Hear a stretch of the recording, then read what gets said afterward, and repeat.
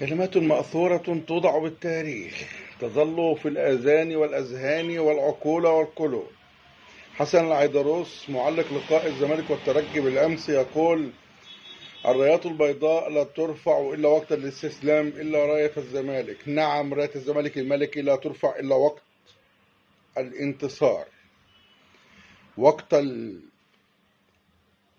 التقدم، وقت الازدهار. وكم أنت قادرا على أن تغير مود زملكاوييك يا زمالك. النيل لا يغير مساره والجميع يعلم الزمالك ومقداره. أحمد الطيب قالها من سنين وما زالت عالقة بالأذهان. تمر الأيام، تمر السنون، تمر الحركات، تمر الدنيا. الدوري في متعقبة، كلمة قالها بلال علام وظلت أيضا في الآذان، في الأذهان، في الأفكار، في الوجدان. كلمات وضعت لتسطر في التاريخ وتظل في عقل ووجدان كل زملكاوي.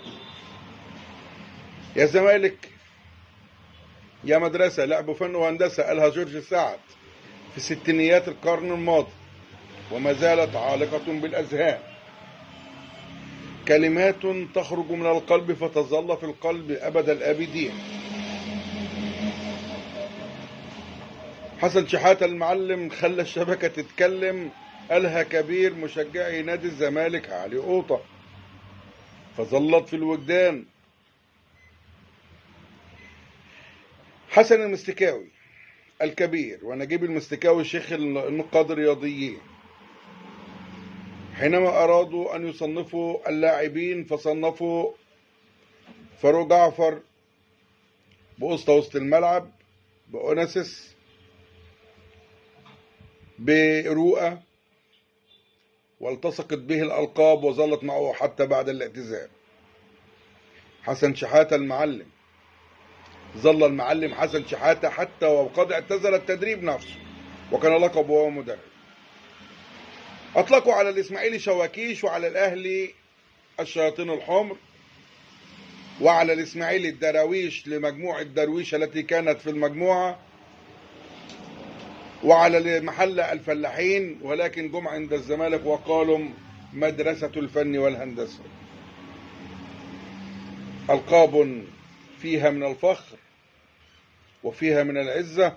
وما حدث في عام 1944 في لقاء نهائي كأس مصر بين الفريق المختلط وهو ماضي الزمالك السحيق في مواجهة الأهلي، حينما تغول نجوم المختلط على النادي الأهلي في حضور الملك فاروق ملك مصر والسودان بسداسية ولا أروع 6-0.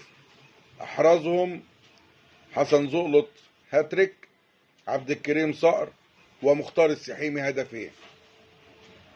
وإذا بملك مصر والسودان ينعم على نادي المختلط بإطلاق اسمه عليه ليصبح نادي الملك فاروق، فأصبح نادي ملكي آخر يسطر اسمه بين الكبار كما فعل أخوان كارلوس الأسباني مع ريال مدريد. فأصبح الملك في العالم في أوروبا القارة السمراء هو ريال مدريد، وملك إفريقيا هو الزمالك العتيد. إذن هي ألقاب وضعت لتبقى، وآخرهم كان بالأمس: الرايات البيضاء ترفع عند الاستسلام، وراية الملك الأبيض الزملكاوي لا ترفع إلا وقت الانتصار، لا ترفع إلا وقت الانتصار. ألقاب تظل عبر التاريخ. نراكم في لقاءات قادمة، والسلام عليكم ورحمة الله وبركاته.